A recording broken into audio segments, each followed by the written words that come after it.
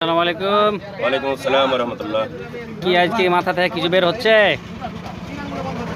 হ্যাঁ, একটা মনে পড়লো। কি মনে পড়লো?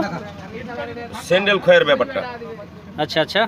স্যান্ডেল আর ফুল প্যান্ট লিয়া ঘটনাটা হলো যে ছেলে তার বাবাকে বলছে, আব্বা স্যান্ডেল কেনার টাকা লাগবে।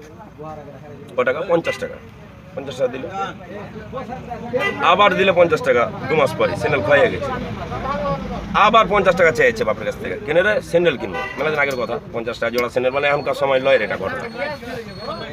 এই করতে করতে আর বাবা একদিন বিরক্ত হয়ে বলছে, আজ স্যান্ডেল কিনে দিনু, কিন্তু এরপর থেকে বড় বড় কদম ফেলবে যে স্যান্ডেলটা বেশি দিন যাবে, ক্ষয় হবে না, রাস্তা ঘাট পাকা তো জোরে কদম ফেলতে লাগে। আর তলকার ফুল প্যান্ট ফাড়া খেয়ে গেছে, একবারে ফেলে গেছে, একবারে 750 দাম। কই আবার 750 টাকা দিয়ে নেবে। কেন রে? ওই যে জোরে জোরে কদম ফেলতে বলেছিলেন, জোরে জোরে কদম ফেলতে লেগে তলের ফুল প্যান্ট ফাড়া খেয়ে গেছে ছিঁড়া।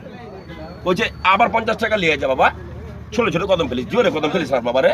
স্যান্ডেল কিনে টাকা 2 মাস পর দিতে পারবো, 2 মাস পর ফুল প্যান্টের টাকা দিতে পারবো না। এই তো ছিল।